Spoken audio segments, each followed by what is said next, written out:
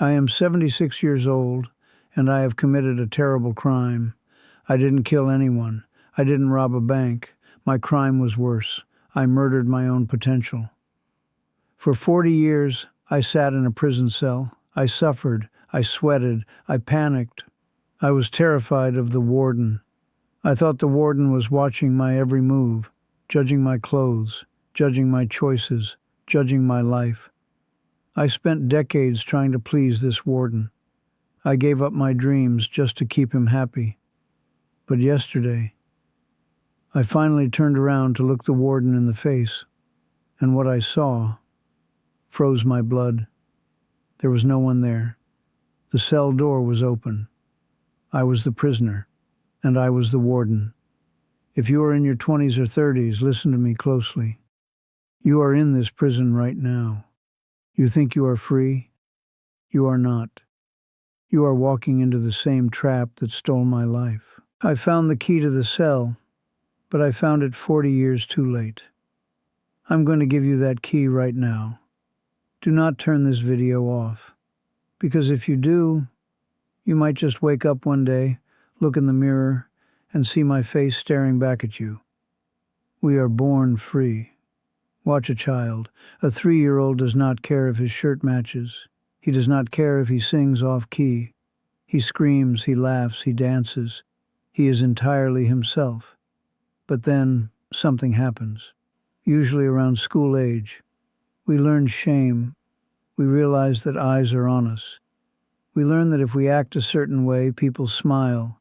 If we act another way, they frown. And so the performance begins. I remember being 25. I wanted to travel. I wanted to see the temples in Japan. I had a little savings stashed away, but my Uncle Raymond sat me down. He told me, "Traveling is for hobos and hippies. You need to be a serious man. You need to buy a house so the neighbors know you're stable." I was terrified that if I went, the town would think I was lost, a failure. So I stayed. I took a job in an office with fluorescent lights that hummed all day.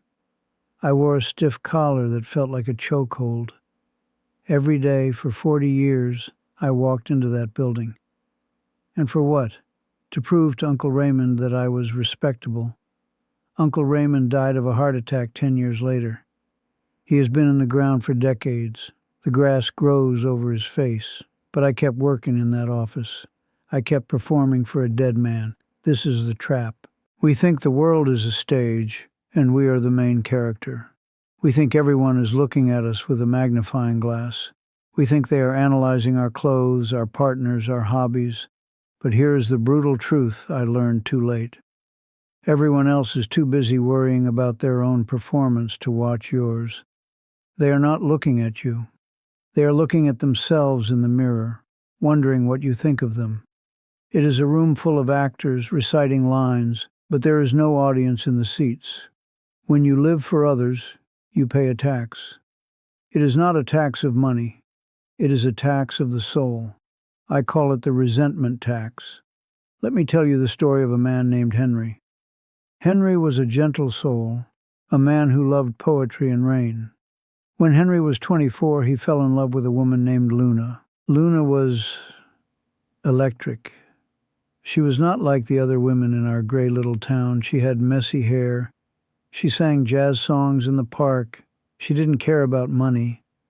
She made Henry feel like he was flying. When he was with her, the world made sense. But the town whispered.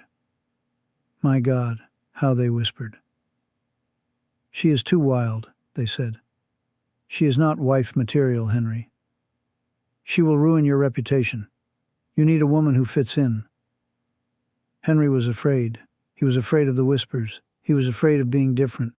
So, he broke Luna's heart.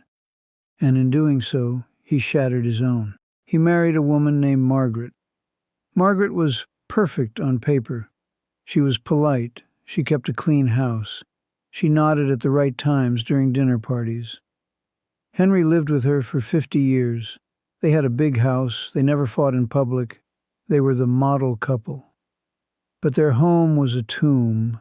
There was no passion, there was no poetry, there was only silence and ticking clocks. Henry spent 50 years shrinking himself to fit into a box that society built for him. I visited Henry when he was dying in the hospital. He was 90 years old. His skin was like paper. Margaret sat in the corner, knitting a sweater, perfectly calm. Henry grabbed my hand. His grip was weak, but his eyes were wide with terror. He didn't talk about his reputation. He didn't talk about his bank account. He whispered one name. Luna. He looked at me, tears rolling into his ears, and said, I traded my joy for their approval. And now, I am dying with a stranger. Do not be Henry. The pain of judgment, the thing you are so scared of, it stings for a moment. If people gossip about who you love or what you wear, it lasts a week, maybe a month. But the pain of missing your life, the pain of waking up next to someone you do not love because you were too cowardly to be real, that pain lasts forever. Do not pay the resentment tax. It costs too much. To break out of this prison, you must understand the lies that built the walls. Over my 76 years, I have identified 3 great lies. Lie number 1. People are thinking about me. We already touched on this. They aren't. But let's go deeper. Even if they are thinking about you, how long does it last? If you trip and fall in the street, people might laugh. For how long? 5 seconds.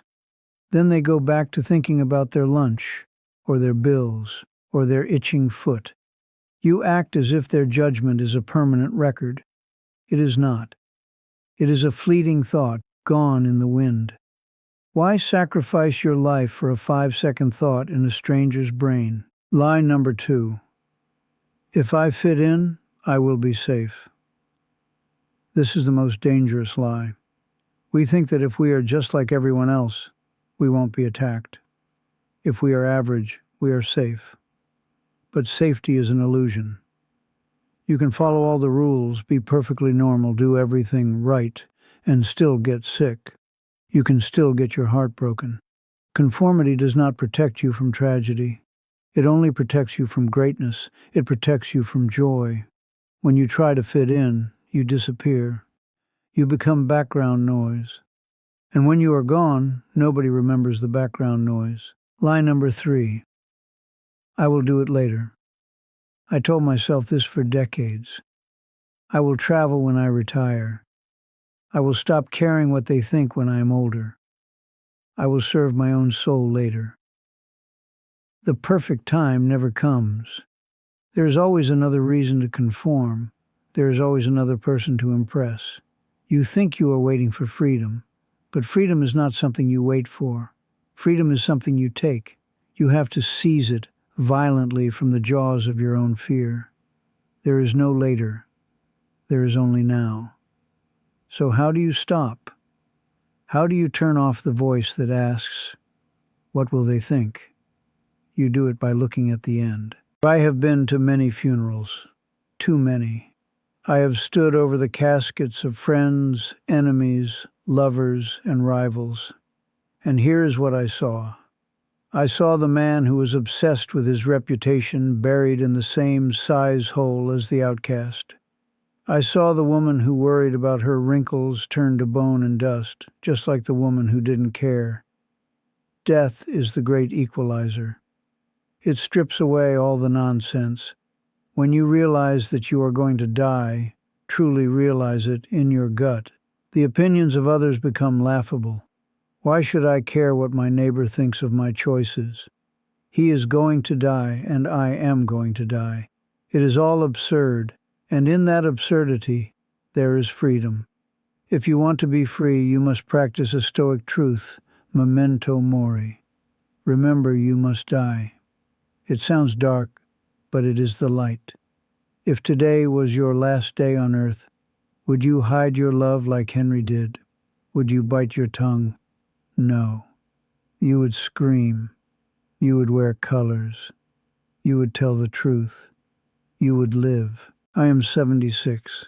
My time is short. I have stopped caring. And let me tell you, the air tastes sweeter now. I wear what I want. I say what I mean. If people don't like it, I smile and walk away. I finally feel light. But I wish I had felt this way at 30. I wish I hadn't waited until my body was broken to fix my mind. Do not be like me. Do not be like Henry. Do not wait for the permission of the world. The world will never give it to you. You must give it to yourself.